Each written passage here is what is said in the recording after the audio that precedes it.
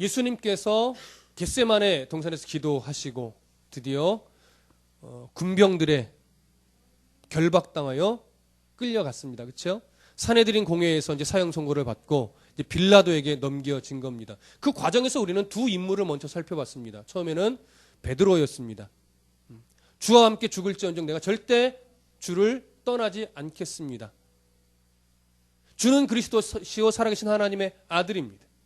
이렇게 결심이 있었고 이런 신앙 고백이 있었던 베드로였지만 그도 역시 결국 예수 그리스도를 배반하고 도망갔었습니다.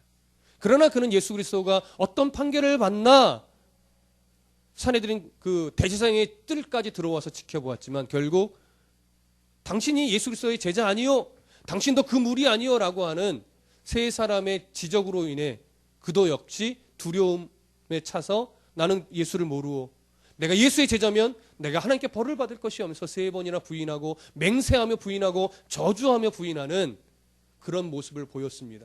그것은 우리가 베드로가 어떻게 그럴 수 있나 손가락질하라고 기록된 것이 아니라 그 모습이 바로 우리의 모습이라는 거였어요. 그러한 베드로와 같은 우리를 위해서 예수님이 어떻게 해요? 십자가에 죽으셔야만 했던 것임을 나누었습니다. 그리고 두 번째로 살펴본 인물이 누구였어요? 가룟 유다였습니다.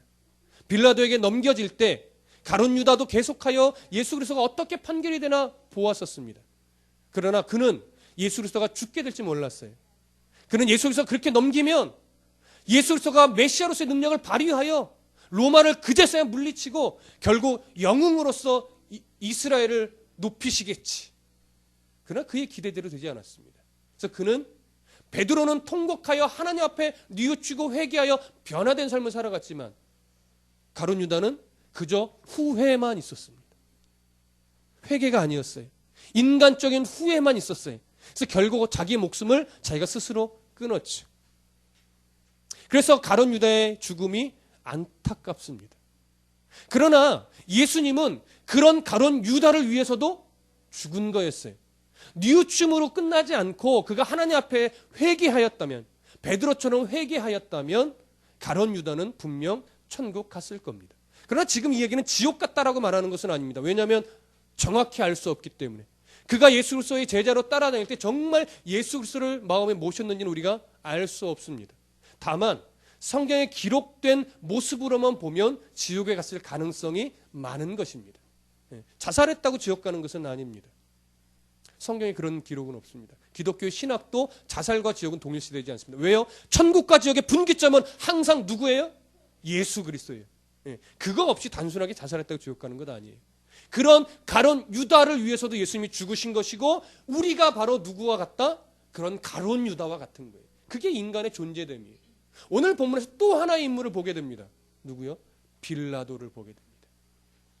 당시 로마 이 재판의 과정은요, 집행관이 먼저 원고 측의 고소 이유를 듣습니다. 그리고 피고에게 몇 마디 질문을 합니다. 그리고 그 피고가 자기의 변론을 하게 되죠. 이런 과정들을 몇 차례 좀 반복을 해요. 그러고 나서 배심원들의 의견을 들어요.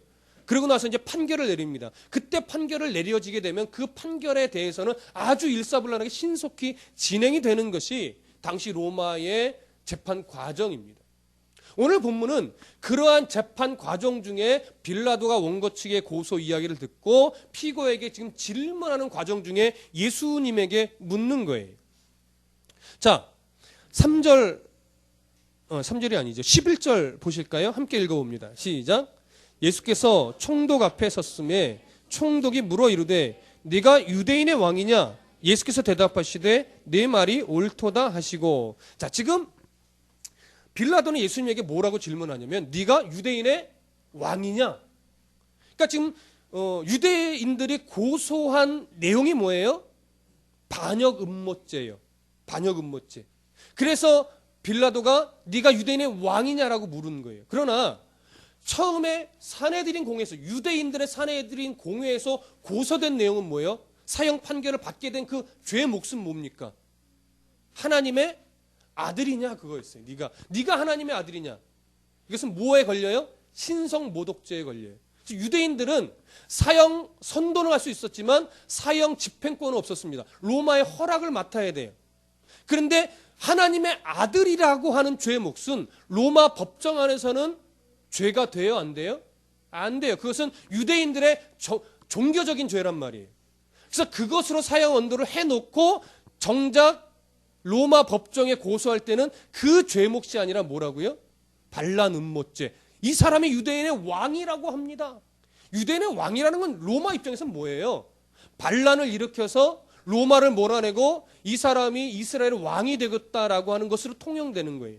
그러니까 고소는 전혀 다른 죄목이죠. 그래서 빌라도가 묻는 거예요. 네가 유대인의 왕이냐? 근데 예수님이 뭐라고 반응합니까? 네 말이 옳도다. 마태복음은 여기까지만 기록을 하고 있지만 요한복음에 가보면요, 조금 더 이야기했어요. 한번 찾아볼까요? 요한복음 18장. 요한복음 18장 36절에서부터 37절까지. 요한복음 18장 36절에서부터 37절까지. 함께 읽어보겠습니다. 36절에서부터 37절 시작. 예수께서 대답하시되 내 나라는 이 세상에 속한 것이 아니라 만일 내 나라가 이 세상에 속한 것이었더라면 내 종들이 싸워 나로 유대인들에게 넘겨지지 않게 하였으리라. 이제 내 나라는 여기에 속한 것이 아니니라. 빌라도가 이르되 그러면 네가 왕이 아니냐?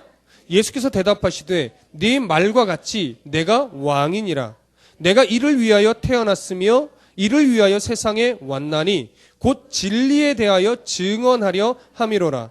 무릇 진리에 속한 자는 내 음성을 듣느니라 하신대. 자, 예수님이 조금 더 풀어 얘기하셨어요. 그렇죠? 내가 유대인의 왕이다라고 하는 것이 어떤 의미인지, 내 나라가 지금 단순하게 이 땅의 나라가 아니며 영적인 유대인의 왕이라고 하는 것을 지금 드러내셨단 말이에요. 그러나 이것은 변론일까요, 아닐까요? 변론이 아니에요. 변론으로 얘기하신 것이 아니라 예수님 자신이 십자가에 죽으셔야만 하는 그 이유를 지금 드러내신 거예요. 그러니까 빌라도는 그 이야기를 듣고 예수가 반란을 꾀한 것은 아니네, 유대인의 정치적인 왕이라고 하는 것은 아니네, 이것은 알았던 거예요. 그러니까 죄가 없다는 것은 알았는데 정식적인 변론이 아닌 거예요. 정식적인 변론이. 나는 죄 없다, 왜 나를 거느냐, 난 이러이러 죄 없다, 이런 변론은 아니니까 이 빌라도 입장이 좀 의아한 거죠. 왜 정식적으로 변론을 하지 않고 이 정도 차원으로만 멈추는가. 그래서 또 한 번 이야기를 하죠. 12절 13절 함께 읽어보겠습니다. 시작. 대제사장들과 장로들에게 고발을 당하되 아무 대답도 아니하는지라. 이에 빌라도가 이르되 그들이 너를 쳐서 얼마나 많은 것으로 증언하는지 듣지 못하느냐 하되. 자, 빌라도가 예수에게 그런 네가 유대인이냐 왕이냐라고 질문할 때에 요한복음에 기록됐던 것처럼 예수님은 내가 유대인의 왕이다, 그러나 나는 정치적인 왕이 아니라 영적인 왕으로서 온 것이다라는 것을 피력할 때에 빌라도는 죄가 없다라고 하는 느낌은 알았기 때문에 표정이 조금씩 바뀌겠죠. 그 상황을 누가 보고 있어요? 대제사장, 장로들, 사내들인 공회원들, 고소한 그 인원들이 보고 있단 말이에요. 그래서 여러 말로 계속하여 고소하는 거예요. 아니다, 정말 이 사람이 반역 음모죄를 꾀한 자가 맞다, 유대인의 왕이라고 했다라면서 갖은 고소를 계속 들이대고 있는 거예요. 그런데 요한복음에 기록된 한 말씀을 하시고 나서 예수님은 침묵으로 일관하시죠. 전혀 다른 반응을 보이지 않는 거예요. 그랬더니 이 빌라도가 의아한 거죠. 그래서 13절에 말하는 거예요. 빌라도가 이르되 그들이 너를 쳐서 얼마나 많은 것으로 증언하는지 듣지 못하느냐? 왜 더 변론하지 않느냐라고 하는 거예요. 내가 볼 때는 너 죄 없는 것 같은데 더 변론해서 저들이 말하는 것이 거짓인 것을 말해야지 왜 더 이상 반응하지 않느냐? 빌라도는 지금 그 얘기를 하는 거예요. 14절 함께 읽어봅니다. 시작. 한마디도 대답하지 아니하시니 총독이 크게 놀라워하더라. 이상한 거예요. 다른 죄수와는 전혀 다른 거죠. 여기에는요, 학자들이 이런 견해도 밝힙니다. 이 빌라도가 의아하고 놀란 것에는 단순하게 반응을 보이지 않고 침묵으로 일관하는 것에만 놀란 것이 아니라 침묵하는데도 그 예수 그리스도 안에서 뿜어져 나오는 영적인 권위, 그것 때문에 더 놀랐다라고 신학자들은 견해를 밝힙니다. 저도 일면 동의합니다. 예수님은 침묵으로 일궈냈습니다. 빌라도는 죄가 없음을 느꼈습니다. 그러면서 침묵으로 일궈내는데 그 안에서 뿜어져 나오는 영적인 권위가 대단했던 거예요. 그러니까 빌라도는 어떤 마음이 들어요? 그러기 때문에 이 사람 풀어줘야 되겠다. 이 사람을 죄를 지워서 고난받게 해서는 안 되겠는데. 그러니까 단순하게 죄 없다라는 것을 아는 차원을 넘어서서 뭔가 있구나라고 하는 걸 느낍니다. 그게 영적으로 이 사람을 믿어야 되겠다 이런 차원은 아니에요. 신앙적 종교적 차원은 아닌데 뭔가 다른 거예요. 그걸 느낀 거죠. 그래서 이 사람 붙잡아둬서는 안 되겠다. 풀어줘야 되겠네라고 하는 마음이 빌라도 안에 생겨나게 된 것이죠. 그래서 빌라도는 그런 생각을 하게 됩니다. 이스라엘 백성들을 동요시키지 않는 범위 안에서 예수를 풀어주려면 어떻게 해야 될까라고 하는 생각을 순간 쫙 하게 된 거예요. 그러면서 그의 머릿속에 떠오른 것이 뭐예요? 이들의 전통 중에 하나죠. 자, 읽어볼까요? 15절만 함께 읽어보겠습니다. 시작. 명절이 되면 총독이 무리의 청혼대로 죄수한 사람을 놓아주는 전례가 있더니, 이 전례가 유대인 사회에서의 전례인지 로마에서 있었던 전례인지는 정확하게 알 수는 없습니다. 그러나 이것은 어쨌든 그러한 전례는 있었던 것으로 보여집니다. 그래서 명절이 되면 지금 6월절 기간이잖아요. 명절에 죄수한 사람을 놓아주는 전례를 따라서 예수와 바라바라고 하는 죄인을 붙여주면 그래도 백성들이, 이스라엘 백성들이 선한 선생이라고 인정받았고 놀라운 기적들을 나타내 보였었다고 하니 백성들이 이 죄수보다는 예수를 풀어달라고 하지 않을까. 그래서 백성들이 예수를 풀어주라고 하면 소요도 일어나지 않고 이 사내들인 공회원들의 마음도 거스르지 않고 풀어줄 명분이 생기지 않겠는가. 빌라도는 어떻게 해요? 그런 생각을 하게 된 거죠. 그래서 16절 17절 함께 읽어보겠습니다. 시작. 그때에 바라바라하는 유명한 죄수가 있는데 그들이 모였을 때에 빌라도가 물어 이르되 너희는 내가 누구를 너희에게 놓아주기를 원하느냐? 바라바냐? 그리스도라 하는 예수냐? 하니. 자, 빌라도가 묻습니다. 예수를 풀어주기 원하느냐? 바라바를 풀어주기 원하느냐? 이럴 때 우리는 이미 결과를 알고 있어요. 백성들은 누구를 선택해요? 바라바를 선택합니다. 영화를 보면 예수와 바라바를 딱 비교해 놓을 때 바라바는 늘 어떤 모습이에요? 외형적으로 뚱뚱하고 추악하게 생겼고 이빨도 막 빠져 있고 막 하여튼 짐승과 같은 모습의 배역을 써요. 제가 한동안 고민했던 게 뭐냐면 정말 바라바가 그냥 흉악한 살인자라면 이스라엘 백성들이 미치지 않고서야 어떻게 그런 악한 살인자를 풀어달라고 할 수 있는가. 이게 도저히 이해할 수가 없었어요. 정신 나간 거 아니에요? 만약 정말 그렇다라고 하면 상식적으로 이게 선택이 말이 안 되는 거예요. 예수는 오병이어의 기적을 행하셨던 분이고 죽은 자를 살리시고 병든 자를 고치신 분이란 말이에요. 그 이적을 유대인 예루살렘 성에 사는 이스라엘 백성들이라면 누구나 한 번쯤은 다 경험했고 보았고 들었어요. 그런데 이게 얼굴이 울그락부락한 아주 흉악한 살인자와 예수를 놓을 때 상식적으로 바라바를 풀어주라는 게 말이 돼요? 여러분 같으면 그러시겠습니까? 아니란 말이에요. 예수를 믿지 않는다 할지라도 살인자와 예수 그리스도 누구를 풀어줘요? 당연히 예수 그리스도를 풀어줘야 되는 거예요. 저는 이게 상식적으로 이해가 안 갔어요. 그래서 성경을 대조해 보다 보니까 여러분 마가복음 15장 7절 한번 보시죠. 마가복음 15장 7절.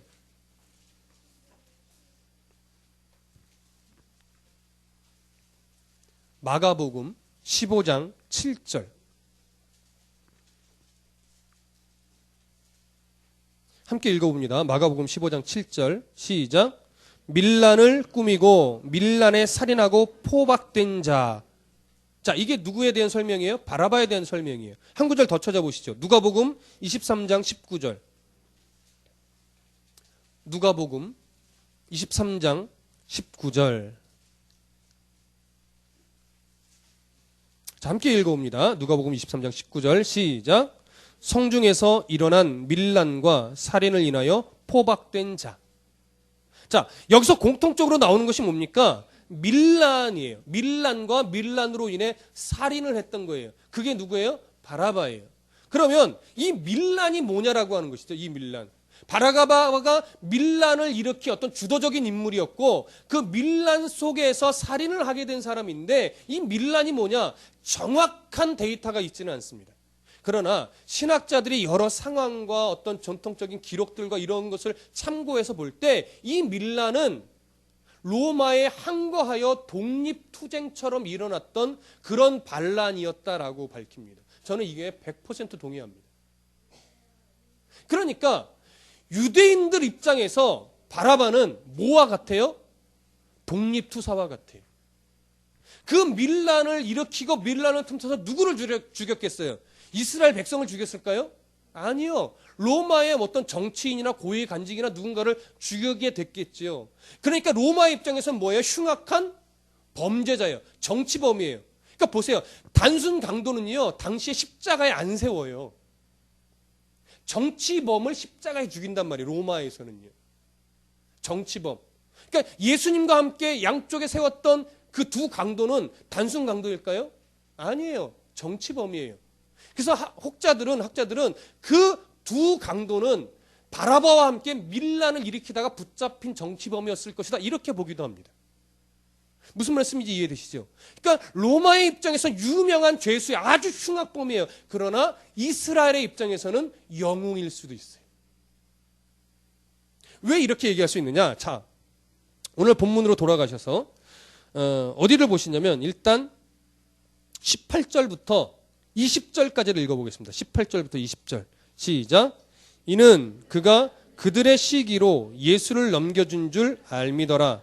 총독이 재판석에 앉았을 때에 그의 아내가 사람을 보내어 이르되 저 옳은 사람에게 아무 상관도 하지 마옵소서. 오늘 꿈에 내가 그 사람으로 인하여 애를 많이 태웠나이다 하더라. 대제사장들과 장로들이 무리를 권하여 바라바를 달라 하게 하고 예수를 죽이자 하게 하였더니, 자, 이미 처음부터 빌라도는 누구를 풀어줄 심산이었어요? 예수 그리스도를 풀어줄 심산이었어요. 근데 거기다가 빌라도의 아내가 꿈에 예수 어떤 환상을 보게 됐고 거기서 예수는 옳은 자이니 정죄하지 마옵소서라고 사람을 통해서 소식을 보내왔어요. 기록에 의하면 이 빌라도의 아내는요, 유대교로 개종한 로마 사람이라고 합니다. 그래서 하나님을 사랑하는 자예요. 예수를 믿었다라고 하는 것은 아니에요. 유대교로 개종하여 하나님을 섬기던 자였고 그 와중에 환상 중에 어떤 메시지를 듣게 됐겠죠. 그러면서 예수는 옳은 자다. 오늘 성경에 그렇게 표현되어 있죠. 옳은 사람에게. 이 옳은 사람이라고 하는 표현은요, 우리나라 말로는 이렇게 뉘앙스가 나타나지 않는데 헬라어 성경으로 보면 메시아나 신적인 존재를 향하여만 붙이는 표현이에요. 그러니까 예수가 보통 사람이 아니니 메시아이고 신적인 어떤 영향력이 있는 사람이니 절대로 죄를 뒤집어 씌우거나 죽이면 안 됩니다라고 하는 소식을 사람을 통해서 보낸 거예요. 그러니 빌라도가 아내가까지도 그렇게 이야기를 하니 예수를 죽이고 싶겠습니까? 풀어주고 싶겠죠. 근데 그 표정이 얼굴에 다 드러나는 거예요. 대제사장들, 장로들이 그걸 보는 거죠. 아, 이래서는 안 되겠다. 자칫 정말 예수가 풀려나겠다. 그래서 어디로 쑥 들어가요? 군중 속으로 쑥 들어가는 거예요. 군중들을 선동하기 시작합니다. 자, 20절 다시 한번 읽어볼게요. 20절, 21절 함께 읽어봅니다. 시작. 대제사장들과 장로들이 무리를 권하여 바라바를 달라 하게 하고 예수를 죽이자 하게 하였더니 총독이 대답하여 이르되 둘 중에 누구를 너희에게 주기를 원하느냐? 이르되 바라바로소이다.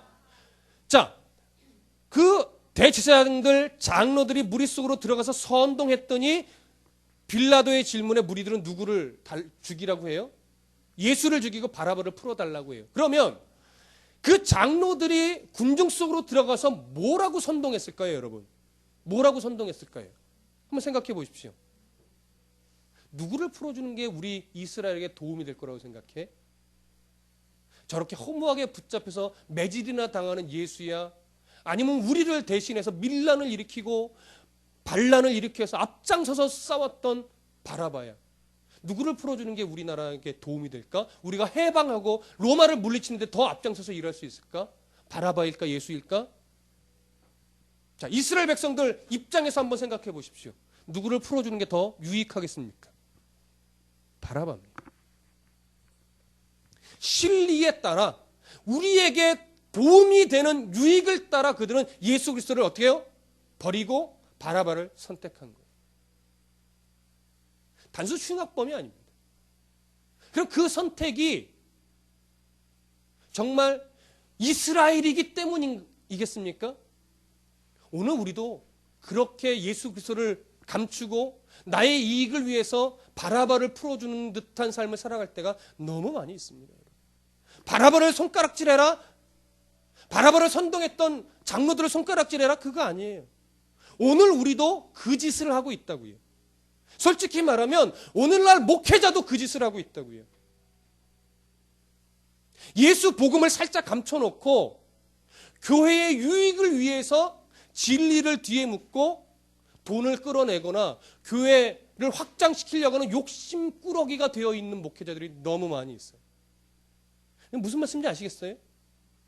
거룩한 명분이랍시고 들이대는데 그 거룩한 명분이 예수 그리스도의 복음이 아니라 목회자의 실리와 교회의 실리라고 하는 거예요. 근데 그거에 속아요. 누가? 성도가 속아요. 목회자도 속아요. 그래서 우리 교회는, 우리 목사님은 자꾸 이렇게 가요. 그 뒤에 예수 그리스도를 감추고 있는 그 완악함은 보지 못하고. 여러분, 성도가 그래서 깨어 있어야 돼요. 목사가 예수 그리스도를 뒤에 감추고 거룩한 명분 인내하고서 바라바를 풀어주라는 그런 메시지를 증거하고 있는지 이런 분별력 있게 보셔야 된단 말이에요. 제가 그런 짓을 하기 시작하면 여러분들 저를 목사로 보시면 안 되는 거예요. 그렇게 되면 더 이상 교회가 아니에요. 왜요? 예수 그리스도가 감춰져 있고 진리에 따라 움직이는 교회가 교회예요? 그건 하나님이 세우신 교회가 아니에요. 목사가 세우는 교회고 사람이 세우는 교회죠. 교회는 하나님이 세워가셔야 됩니다. 교회는 말씀이 세워져 가야 되는 것이 교회예요. 근데 이게 자꾸 거꾸로 가고 있단 말이에요. 근데 우리도 모르게 그런 교회가 좋은 교회처럼, 그런 교회가 세련된 교회인 것처럼, 그런 교회가 마치 멋진 교회처럼 왜곡된 이 관념을 우리도 모르게 지금 젖어 들어가고 있어요. 여러분 깨트리셔야 돼요. 그거 깨트리셔야 돼요. 그래야 목회자가 건강해지고 그래야 교회가 건강해집니다. 여러분 이 유혹이 지금도 있다는 것 때문에 오늘 본문에서 이 부분이 너무 중요한 거예요. 바라바를 푸는 짓을 우리 멈추셔야 돼요. 저도 똑같이 제 속에 외치는 겁니다. 바라바를 풀어주는 그런 목회를 그만두라는 거지. 예수 그리스도를 바라볼 수 있어야 됩니다. 오직 예수 그리스도를. 자, 결국 그 선동에 군중 심리가 동원이 돼서 지들이 뭘 말하는지도 모르고 끝까지 뭐예요? 바라바를 풀어주라, 예수를 죽이라, 그렇게 말하는 겁니다.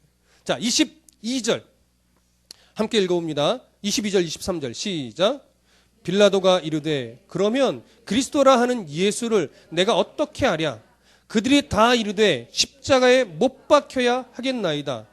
빌라도가 이르되 어찌미냐? 무슨 악한 일을 하였느냐? 그들이 더욱 소리질러 이르되 십자가에 못 박혀야 하겠나이다 하는지라. 빌라도가 또 두 번이나 묻죠. 정말 그리스도냐 바라바냐? 그리스도를 못 박으라. 이 사람이 무슨 악한 짓을 했느냐? 정말 어떻게 하랴? 그랬더니 더 크게 소리질러 뭐예요? 못 박으라.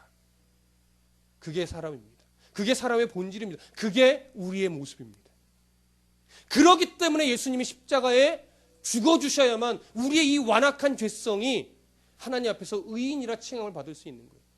예수께서 십자가에 죽지 않으셨으면 이런 완악한 존재가 우리이고 그런 본질이 바로 우리의 속사람인데 우리의 행위로, 우리의 열심으로, 우리의 종교성으로 의롭게 될 수 없어요. 우리는 그런 착각에 자꾸 빠지는 거예요. 내가 열심히 교회 예배했으니 우리는 의로워? 아니에요. 헌금 많이 했으니 우리는 의로운 사람이야? 아니에요.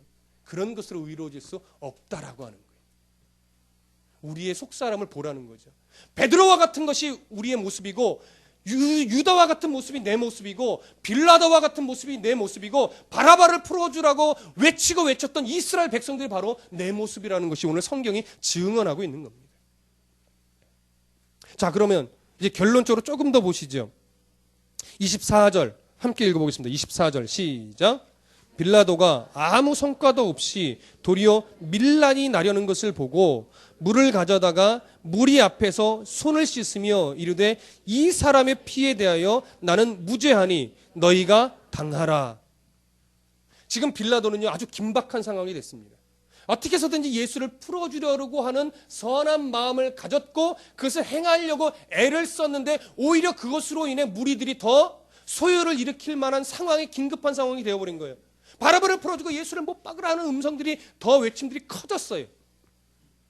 그때 빌라도는 결국 자신의 정치적 실리, 어떻게 여기서 판결을 내리는 것이 내 정치적 생명에 위협을 가하지 않을까, 그 분석을 하게 되죠. 그래서 그는 결국 아마 유대인들의 어떤 종교적인 그런 행위인데 물에 정교의식처럼 물에 손을 씻습니다. 그래서 나는 이제 이 사람 피에 대해 뭐가 없다? 죄가 없다. 나의 종교적 만족입니다. 진리가 중요하지 않아요. 나만 뭐 하면 돼? 죄책을 받지 않으면 되는 거예요. 손을 씻고 나는 이제 죄가 없으니 너희들이 그 죄에 대해서 당하라 하면서 결국 무슨 선고를 내려요?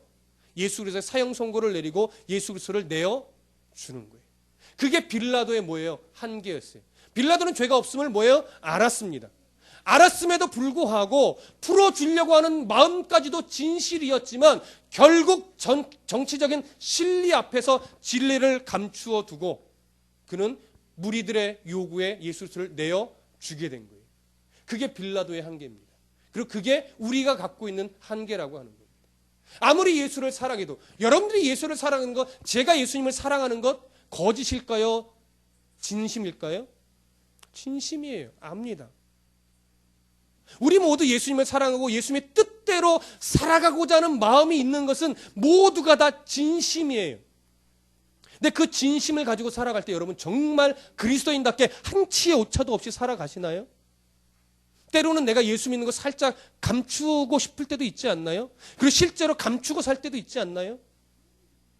그래서 나의 유익을 위해서 살짝 내가 그리스도인이라는 것, 하나님은 이걸 원하시지 않을 텐데라는 걸 알면서도 내 유익을 위해서 그걸 행할 때 있지 않나요?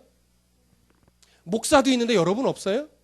마치 나는 없는데 목사님 왜 자꾸 이렇게 추궁하는 거야? 뭐 이러시는 표정인가요? 우리가 다 있단 말이에요. 그것을 없이 살아야 함에도 불구하고 그렇게 살 수 있어요? 없단 말이에요. 그 사랑이 진실이고 그렇게 살고 싶은 마음의 진심의 이름에도 불구하고 우리는 그렇게 살 수 없다라고 증언한 것이 성경인 거예요. 그래서 예수 그리스도가 죽으셔야 됐던 것이고요. 그래서 오늘 우리는 그 예수 그리스도의 사랑의 은혜를 힘입은 자로서 뭐 해야 돼요? 정직하게 살아가려고, 그리스도인답게 살아가려고 애써야 되는 거예요.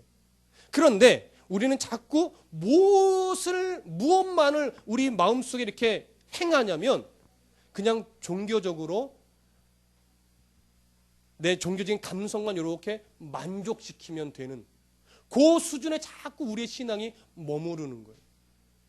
이런 거죠.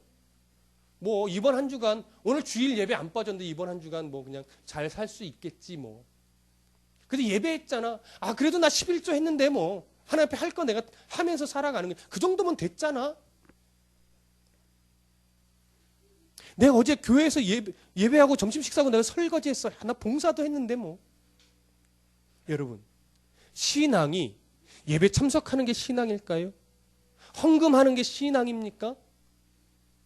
교회 점심 먹고 성도들을 대신해서 내가 헌신하여 설거지한 게 신앙이에요? 그거는 신앙의 삶을 살아가기 위해서 뭐 하는 거예요? 훈련하는 거예요. 예배는 하나님이 무슨 마음을 갖고 계시는지를 알아가는 훈련이에요. 헌신은 내가 세상 속에서 그리스도인답게 낮아지기 위한 훈련을 하는 거예요. 섬기는 훈련을 하는 거예요. 그래서 비로소 세상 속에 내가 나아갔을 때 거기서 그리스도인으로서 섬기고 낮아지고 하나님의 뜻이 무엇인지 계속 생각하여 분별하면서 그래 이렇게 선택하고 행하고 이렇게 말하고 행동하는 것이 하나님이 기뻐하는 것이겠지 판단하고 분별해 그대로 살아가려고 애쓰는 것, 그것이 바로 신앙생활이에요. 왜요? 하나님이 우리를 의롭다라고 불러주셨기 때문에. 우리가 이미 의로운 자가 됐기 때문에 죄의 본성은 그대로 살아있지만 우리에게 죄를 묻지 않는 그런 존재로 우리를 바꿔놓으셨기 때문에 그 위치에 합당하도록 우리가 오늘도 살아가기 위해 애쓰는 거예요. 근데 우리는 이 싸움보다 어떤 싸움에 더 치우쳐 있냐면 예배하는 싸움. 예배하는 싸움이라기보다 예배에 안 빠지는 싸움. 헌금 안 빼먹는 싸움. 그리고 교회에서 봉사하는 싸움만 해요. 그거 하면 우리가 다 했다. 내 어떤 신앙적인 본분을 다 했다라고 생각하고 만족하는 거예요. 여러분, 이 만족은요, 빌라도가 이 물에 손 씻고 나는 죄 없다라고 하는 것과 별반 다를 거 없어요. 그래서 네가 정결한 자면 그래서 진리 앞에서 어떻게 말하고 어떻게 행동했는가? 거기서 빌라도는 할 말이 없는 거예요. 빌라도는 결국 뭐 했어요? 진리를 감췄어요. 여러분, 오늘 주일 예배 드리셨습니다. 나 오늘 주일 예배 안 빠먹고 드렸다.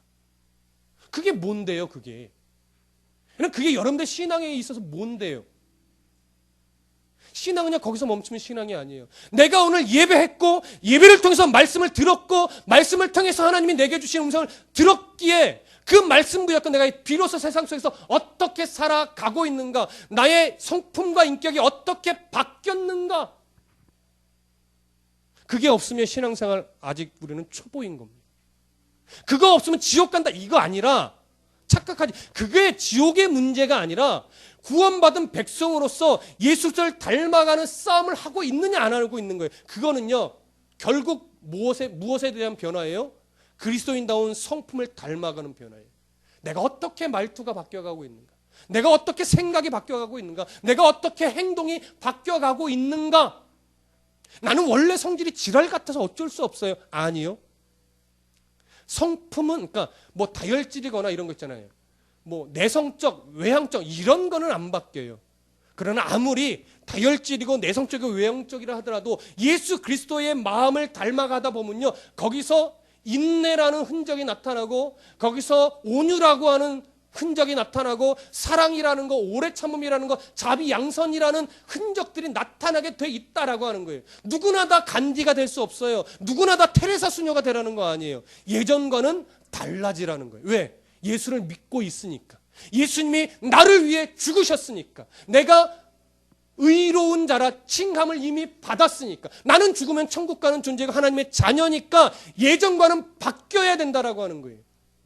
뭐 바뀌셨어요? 뭐가 바뀌셨습니까?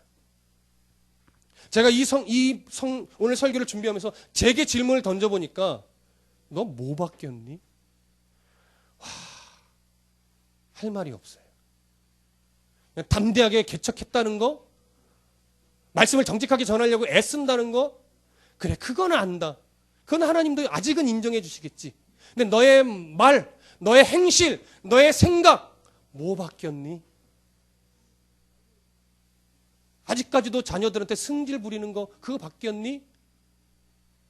제가 아직 3일 동안 자녀들한테 화를 내지 않았다는 거. 여러분 대단한 겁니다. 저 좀 바뀌었어요.